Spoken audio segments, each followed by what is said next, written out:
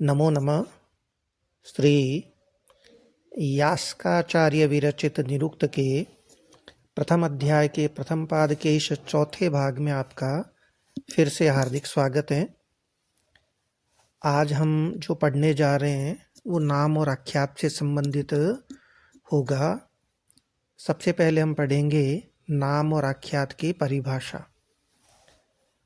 तो परिभाषा देते हुए क्या कह रहे हैं, चूँकि 4 प्रकार के पद यास्क बता चुके हैं, नाम, आख्यात, उपसर्ग और निपात, तो अब इनका क्रमशः वर्णन आना शेष है। तो नाम और आख्यात को इन्होंने साथ में लिया है। तत्र एतन नाम आख्यातयोर लक्षणम प्रदिशन्ति, ये मूल निरुक्त में कहा गया है।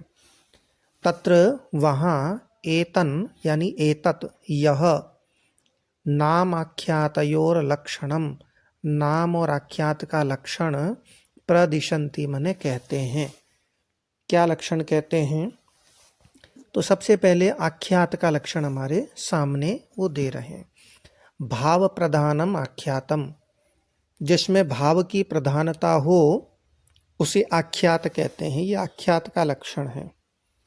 और नाम का लक्षण दिया सत्व प्रधानानि नामानि, जिसमें सत्व की प्रधानता हो वो नाम होते हैं। अब हमें इसको समझना है। चूंकि 4 प्रकार के पद बताए, नाम, आख्यात, उपसर्ग और निपात, और फिर इनका क्रमशः लक्षण बता रहे हैं। किंतु आप यहाँ देखिए कि पहले नाम, फिर आख्यात, फिर उपसर्ग और निपात, ये क्रम है। लेकिन जब नाम और आख्यात का लक्षण देने का समय आया तो पहले नाम का लक्षण नहीं दिया इन्होंने, पहले आख्यात का लक्षण दिया है। आख्यात धातु को कहते हैं। आख्यात से आप धातु समझिए। तो पहले इन्होंने आख्यात का लक्षण दिया है। ऐसा क्यों किया गया? तो विचार करने पर हम ये कह सकते हैं कि चूंकि सभी नामों के मूल में आख्यात ही होता है, धातु ही होता है, और वैसे भी निरुक्तकार सभी नामों को आख्यातज मानते हैं, धातुज मानते हैं। इनका यह धातुज सिद्धांत हम इसी प्रथम अध्याय के चौथे पाद में पढ़ेंगे। वहाँ बड़ी सुंदरता से और विशदता से यास्क ने यह पक्ष रखा है, इसे हम आगे देख लेंगे। और दूसरा कारण ये भी है कि आख्यात को पहले रखने का, कि आख्यात, एक ही आख्यात से यानी एक ही धातु से अनेक नाम बन जाते हैं। एक धातु भू लिया आपने, मान लो, तो अनेक नाम बन जाएंगे। भूति बन जाएगा, विभूति बन जाएगा, अनुभूति बन जाएगा, भाव शब्द बन जाएगा, अनुभाव बन जाएगा, विभाव बन जाएगा, बहुत से शब्द निष्पन्न हो जाते हैं। तो एक ही आख्यात से, एक ही धातु से अनेक नाम पद बनते हैं, इसलिए वो नाम आख्यात को प्रधान मान रहे हैं। और इसी का लक्षण इन्होंने पहले कर दिया है कि भाव प्रधानम आख्यातम, और नाम का लक्षण इन्होंने बाद में दिया, सत्व प्रधानानि नामानि। अभी आप ये ध्यान रखिए कि आख्यात से तात्पर्य धातु से ही है। धातु पदों में भाव की प्रधानता होती है, भाव क्रिया को कहते हैं। अब यहाँ एक और विशेष द्रष्टव्य है कि आख्यात और नाम के लक्षणों में, ये जो 2 लक्षण दिए गए हैं, इन लक्षणों में यास्क ने क्रमशः भाव और सत्व की चर्चा की है। भाव और सत्व, जहाँ भाव की प्रधानता है वो आख्यात है, जहाँ सत्व की प्रधानता है वो नाम है। अब ये दोनों शब्द जो हैं, भाव और आख्यात, ये समानार्थक धातुओं से बने हुए हैं। भाव शब्द भू धातु से निष्पन्न है और सत्व शब्द अस धातु से निष्पन्न है, और दोनों ही समानार्थक हैं। होना अर्थ को बताते हैं, सामान्य रूप से सत्ता को व्यक्त करते हैं। तो यहाँ यह दिखाने का प्रयास किया गया है कि आख्यात और नाम में कोई मौलिक अंतर नहीं है, केवल एक डिग्री का अंतर है, अवस्था का अंतर है। जब तक क्रिया का क्रम चल रहा है तब तक तो उसे भाव कहते हैं, और जब क्रिया पूर्ण हो जाती है तो उसे सत्व कह देते हैं। जैसे जाने का काम जब तक हो रहा है तब तक तो हम कहते हैं गच्छति या व्रजति, किंतु जब ये क्रिया पूर्ण हो जाएगी तो हम कहेंगे गति ही या व्रज्या। अब आप ये ध्यान रखिए कि पाणिनीय जो व्याकरण है अष्टाध्यायी, उसमें क्रिया की दोनों अवस्थाओं को भावी कहा गया है और उसके दो भेद कर दिए गए। पहला साध्यावस्थापन्ना भाव, जिसे निरुक्तकार केवल भाव कहते हैं, और दूसरा भाव है सिद्धावस्थापन्न भाव, इसे निरुक्तकार सत्व कहते हैं। अब सत्व का जो सही सही अर्थ लिया जाता है वो है द्रव्य। यह वस्तु मात्र का बोधक होता है। नाम पदों में सत्व यानी द्रव्य की ही प्रधानता होती है। जैसे घटः, पटः, धनम, यद्यपि इनमें भी क्रिया रहती है परंतु वह क्रिया आख्यात पदों के समान अमूर्त नहीं होती है। क्रिया गौण हो जाती है, अर्थात वो मूर्त रूप में सामने आ जाती है। यही कारण है कि नाम पदों में स्थित द्रव्य का हम प्रत्यक्ष कर सकते हैं। द्रव्यों के बोधक शब्द तो प्रातिपदिक होते हैं, जिनमें सुवौ जस इत्यादि विभक्तियां आप लगाते हैं, और विभक्तियां कृदंत शब्दों में भी लगती है, जैसे पठितव्यम है, पाठक है। इसलिए महाभाष्यकार कहते हैं कि कृत प्रत्ययों से अभिहित भाव या क्रिया भी द्रव्य के समान होती है, अतः उसमें सुवौ जस इत्यादि प्रत्यय जुड़ते हैं।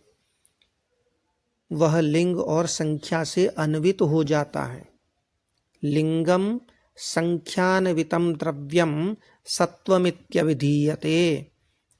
वह द्रव्य जो लिंग यानी पुल्लिंग, स्त्रीलिंग, नपुंसक लिंग से अन्वित हो, संख्या से अन्वित हो, एक वचन, द्विवचन, बहुवचन इत्यादि संख्या से अन्वित हो, तो ऐसे द्रव्य को ही सत्व कहा जाता है। अब आगे बढ़ते हैं। नाम और आख्यात का लक्षण हो गया, किसमें किसकी प्रधानता है ये भी स्पष्ट हो गया। अब ये प्रश्न उठता है कि वाक्य में किसकी प्रधानता होगी। वाक्य में तो नाम भी होता है, आख्यात भी होता है। तो निरुक्तकार कहते हैं वाक्य में तो भाव की प्रधानता होती है। धातु जो है, भाव जो है, क्रिया है, उसी की प्रधानता माननी पड़ेगी, क्योंकि उसी को सिद्ध करने के लिए, क्रिया को सिद्ध करने के लिए तो कारक हुआ करते हैं। तो कहते हैं तद यत्र उभे भाव प्रधाने भवत। तद यत्र, तो जहां उभे, उभे यानी दोनों होते हैं, भाव भी होता है और सत्व भी होता है, आख्यात भी होता है और द्रव्य भी होता है, तो वहाँ भाव प्रधाने भवत, भाव में ही प्रधानता होती है, वहाँ दोनों में भाव प्रधान हुआ करता है। अब भाव और सत्व को और अधिक स्पष्ट करने के लिए आपके सामने दो सेंटेंस और उदाहरण आ रहे हैं आपके सामने, कि आख्यात क्या है, भाव क्या है, ये यहाँ क्लियर हो जाएगा। पूर्वापरिभूतम भावम आख्यातेन आचष्टे। पूर्वापरिभूतम भावम आख्यातेन आचष्टे, कि जो पौर्वापर्य से युक्त जो भाव है, आगे पीछे से युक्त जो क्रिया है, उसी को आख्यातेन आचष्टे, आख्यात शब्द से आचष्टे यानी कहते हैं। व्रजति पचति इति उपक्रम प्रभृत्यप अपवर्ग पर्यंतम। व्रजति पचति, जाता है, पकाता है, इति उपक्रम प्रभृति अपवर्ग पर्यंतम, इति इस प्रकार उपक्रम आरंभ से लेकर अपवर्ग पर्यंतम, उपक्रम प्रभृति आरंभ से लेकर के अपवर्ग पर्यंतम समाप्ति पर्यंत जितनी क्रियाएं होती है, चाहे सारी गौण क्रियाएं हो, पर जो व्यवहार होता है वो प्रधान क्रिया के आधार पर होता है।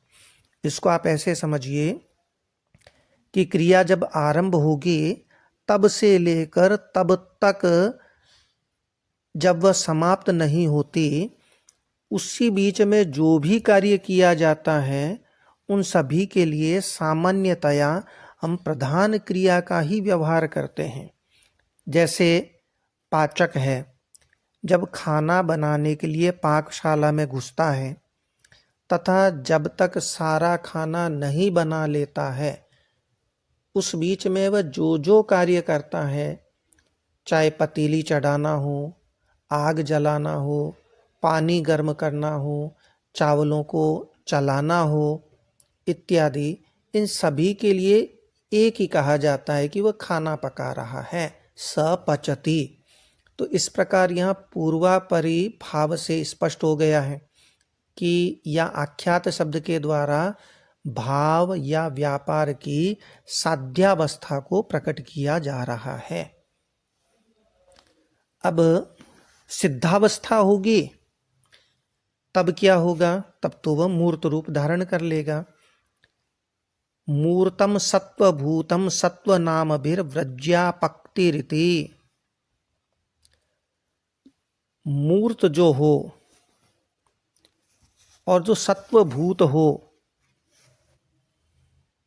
मूर्त का मतलब है सिद्ध, और सत्वभूतम यानी द्रव्य के समान बना हुआ जो भाव है उसी को व्रज्या पक्ति इति इन सत्व नाम भी, इन सत्व नामों से, इन सत्व शब्दों से कहा जाता है।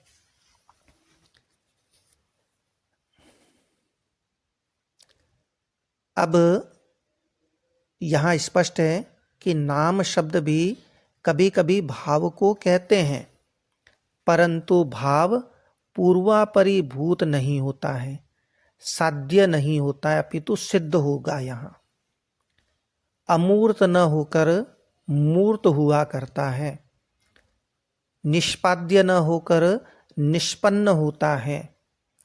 यहाँ भाव अपनी क्रमिकता को छोड़ करके द्रव्य के समान हो जाता है, सत्वभूत हो जाता है, द्रव्य के समान हो जाता है। इसीलिए मूर्त और सत्वभूत जो भाव है उसी को व्रज्या, जाना, पक्ति, पकाना आदि शब्दों से कहा जाता है।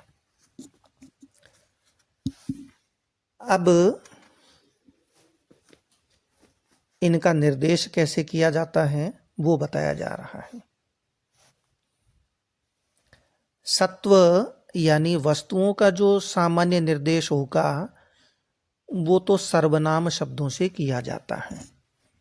यास्क लिखते हैं अदह इति सत्वानाम उपदेशः, अदह इति सत्वानाम उपदेशः।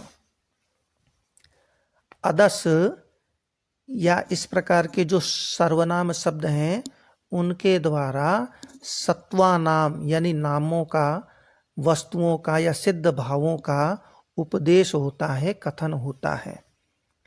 हाँ, विशेष निर्देश देना हो तो फिर गौ रश्व पुरुषो हस्ति इति, इन शब्दों से ही कहा जाता है। तात्पर्य यह है कि अदस या इदम जैसे सर्वनामों के द्वारा सामान्यतया सभी नाम शब्दों का कथन होता है। वस्तुतः सर्वनाम कहा ही उन शब्दों को कहा जाता है जिनका प्रयोग किसी एक के लिए निश्चित न होकर सबके लिए समान रूप से किया जा सके। सर्वेषाम नाम सर्वनाम। इसके विपरीत गौ, अश्व, पुरुष, हस्ती इत्यादि शब्द किसी विशिष्ट नाम या द्रव्य के वाचक हैं, इसलिए उनको सर्वनाम नहीं कहते। तो सर्वनाम शब्दों के द्वारा तो क्या है, एक सामान्य सा निर्देश किया जाता है भाव का, वस्तु का, कि यह वह इत्यादि। लेकिन विशेष निर्देश देना हो तो फिर गौ, अश्व, पुरुष, हस्ती इत्यादि संज्ञा शब्दों का ही व्यवहार किया जाता है। अब भाव का सामान्य निर्देश वो किसी होना अर्थ वाली धातु के द्वारा किया जाता है। इसको बताने के लिए यास्क कहते हैं भवति इति भावस्य। भवति होता है, इति इस प्रकार, भावस्य भाव का सामान्य रूप से निर्देश किया जाता है, क्रिया का सामान्य रूप से निर्देश किया जाता है। हाँ, विशेष रूप से जब निर्देश देना हो तो फिर आस्ते, शेते, व्रजति, तिष्ठति इत्यादि के द्वारा किया जाता है। आस्ते यानी बैठता है, शेते यानी लेटता है या सोता है, व्रजति यानी जाता है, तिष्ठति यानी ठहरता है। तो इन विशेष के द्वारा ही निर्देश किया जाता है। सामान्य रूप से यदि भाव बताना हो तो वह भवति के द्वारा, भवति या अस्ति के द्वारा ही बताया जाता है। अस्तु, ये 4 प्रकार के जो नाम, आख्यात, उपसर्ग, निपात हैं, इनमें से नाम और आख्यात का विवरण इस वीडियो में आ गया है। अगले वीडियो में एक विशेष पक्ष उठाना है हमें, जिसमें शब्द का अनित्यत्व या नित्यत्व का पक्ष लेंगे, जिसमें औदुंबरायण का मत विशेष रूप से प्रष्टव्य होता है। तो अगले वीडियो में लेंगे। अस्तु, नमो नमः, पुनर्मिलामः।